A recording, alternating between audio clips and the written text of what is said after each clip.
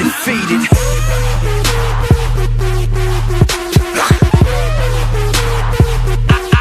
Undefeated.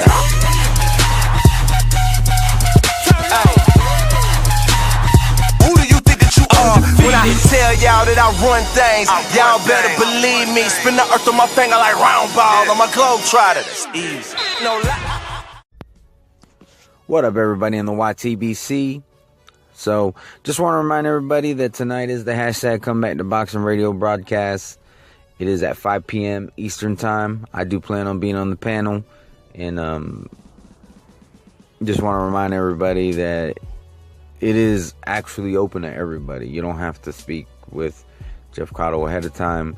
You don't have to you don't have to have a YouTube channel. You can just be a boxing fan who wants to partake in the conversation. So that being said, feel free to call in and speak with us. But what I want to talk about today is Andre Ward. So tomorrow is actually Judgment Day. And the reason why I'm calling it Judgment Day is because I honestly think nobody has an accurate gauge on Andre Ward right now.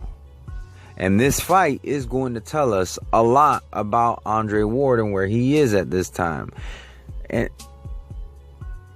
don't mistake this for me saying that the Super 6, acting like the Super 6 didn't happen.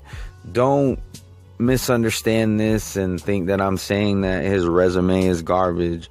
I'm not saying any of that. Okay?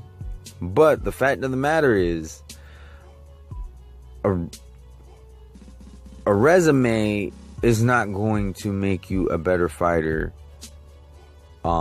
In the sense, it is going to make you a better fighter because you're sharpening yourself. But in the sense where, if you've been as inactive as Ward has been, let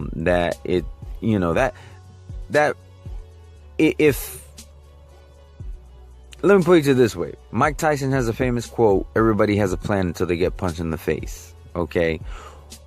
When Andre Ward gets punched in the face, one of two things is going to happen. He's either going to show that he's still got it, that he's still in his prime, which he very well may be. He's going to show that he is a fighter that's on another level, which I believe he can be. Or he's going to show that he doesn't have it anymore. He's going to show that the ring rust has affected him, that he's not, because there's just fighters that are on a whole nother level. Okay? Floyd Mayweather is one of those guys.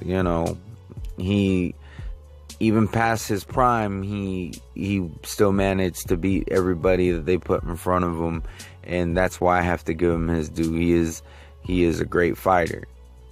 Even though I'm not a fan of his, I will give him the respect and the due that he does deserve, and that's what I feel he deserves. He is the best fighter of recent time. He's definitely the best defensive fighter of our era, and I'm not gonna try to take that away from him. Okay, and he did it even past his prime. We're going to be able to see if Andre Ward is even still in his prime in this fight. Okay, this is a new weight division for him now. People have corrected me saying that he's fought over 168, and I understand that he's fought at 168, but I don't believe he's ever fought at the full 175 pounds. Okay, he's fought at catch weights.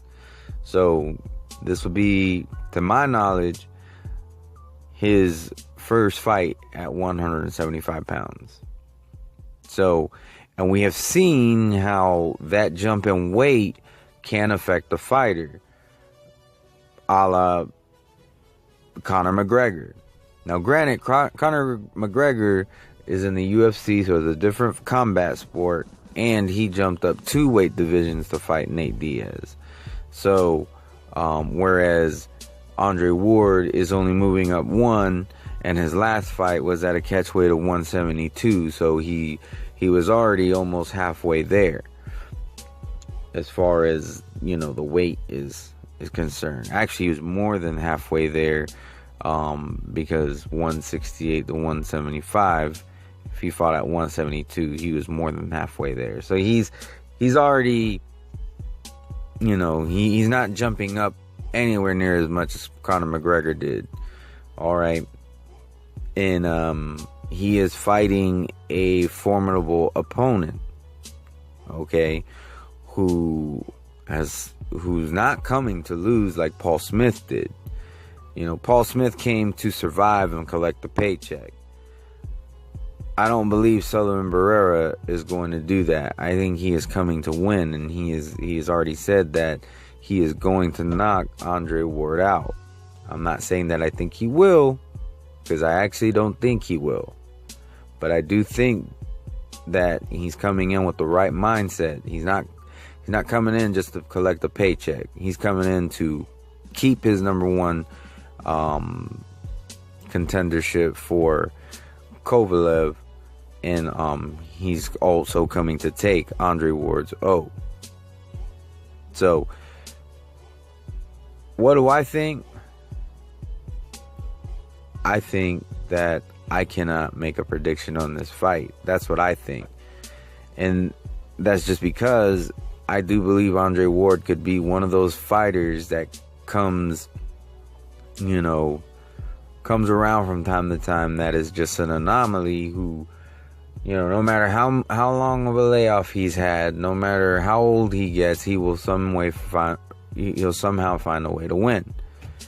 And I also think that it's a possibility he may not have that ability. It's too hard to tell because he hasn't had a real fight in about 5 years.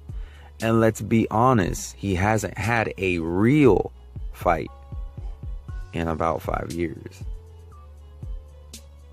We're not talking about Edwin Rodriguez. We're not talking about Paul Smith. Those were not real fights. Those were fights. Those were stay relevant fights. Those weren't even stay busy fights. Those were stay relevant fights. And let's be honest, they didn't come to win. So this would be the first time that he's fighting somebody who is coming to win, and actually has skill. You know, these Cubans that come from the Cuban school of boxing, they have a lot of skill. So we're talking about a guy who has a lot of skill, who's coming to knock him out, and is coming to pull the upset. So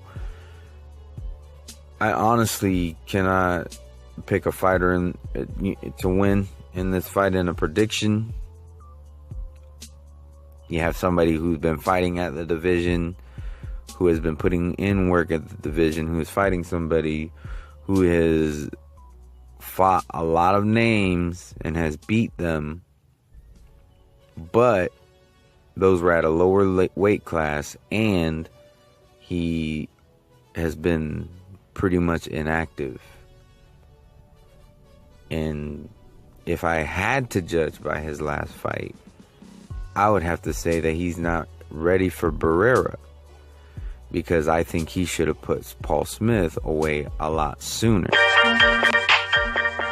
Yeah. Hey, man. Sorry, that's my alarm. But he didn't. But I also can't really hold that against him, because that could have been due to the ring rust. Who's to say that if he fought Paul Smith again, that he wouldn't be able to put him away a lot sooner? Or if he fought another fighter that was equivalent to Paul Smith, that he wouldn't be able to put him away a lot sooner? So tomorrow is a very exciting day.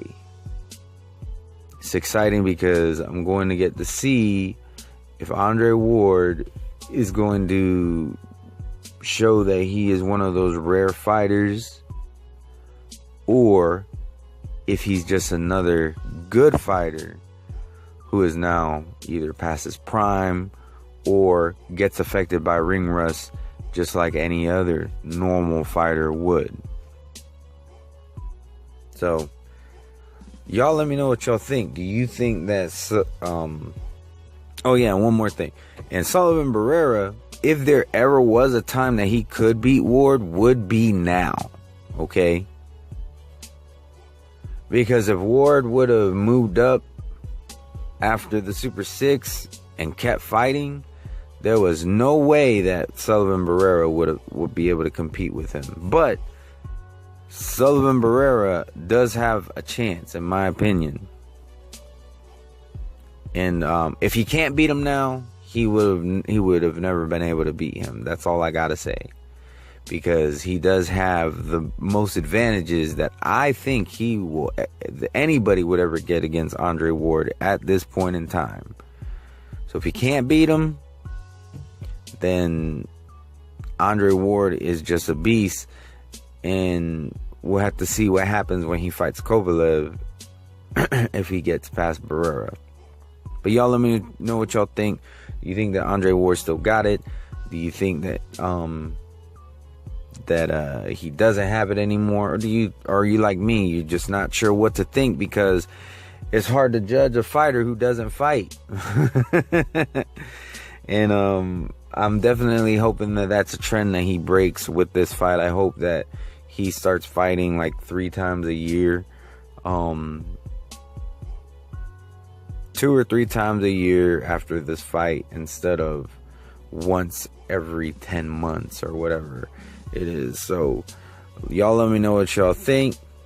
To all my subscribers, anybody who just watching my videos, or if you just so happen to stumble upon this video, I do hope that you have a wonderful day. Peace. Undefeated.